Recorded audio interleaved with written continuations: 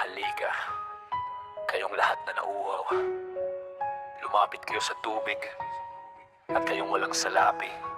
Halika, bumili at kumain.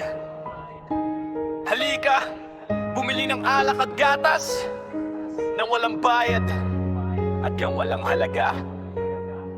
Bakit kayo gumugugol ng salapi sa bagay na hindi tinapay at ng inyong pagpapagal sa bagay na hindi nakabubusog?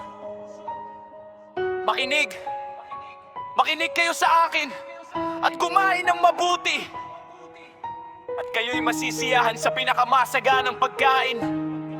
Duminig kayo at lumapit sa akin. Makinig upang kayo'y mabuhay. Gagawa ako ng walang hanggang tipan sa inyo. Ang tapat na pag-ibig na ipinangako kay David. Tingnan ninyo, ginawa ko siyang isang saksi sa mga bayan, isang pinuno at komandante sa mga bansa. Tiyak na aanyayahan ninyo ang mga bansang hindi ninyo kilala, at ang mga bansang hindi ninyo alam ay tatakbo patungo sa inyo dahil sa yaawa ninyong alahaya ang banal ng Israel, sapagkat binigyan niya kayo ng karangalan. Hanapin ninyo ang yaawa samantalang siya'y masusumpungan. Tawagin ninyo siya samantalang siya'y malapit. Iwanan ng masasama ang kanilang mga lakad at ng mga liko ang kanilang mga pag-iisip. Magbalik loob sila sa Yahweh at siya'y maaawa sa kanila at sa ating alahaya, sapagkat siya'y lubos na magpapatawad.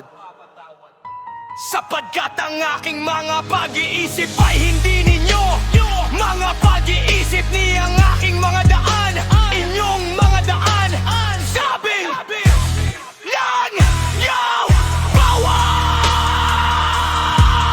Kung paanong ang langit ay mas mataas kaysa lupa, gayon ang aking mga daan ay mas mataas kaysa inyong mga daan, at ang aking mga pag-iisip kaysa inyong mga pag-iisip. Kung paano ang ulan at ang niebe ay bumababa mula sa langit at hindi bumabalik doon nang hindi dinidilig ang lupa at pinasisibulan at pinatutubo upang magbigay ng binhi sa naghahasik at tinapay sa nagkakain. Kayo ng aking salitang lumalabas mula sa aking bibig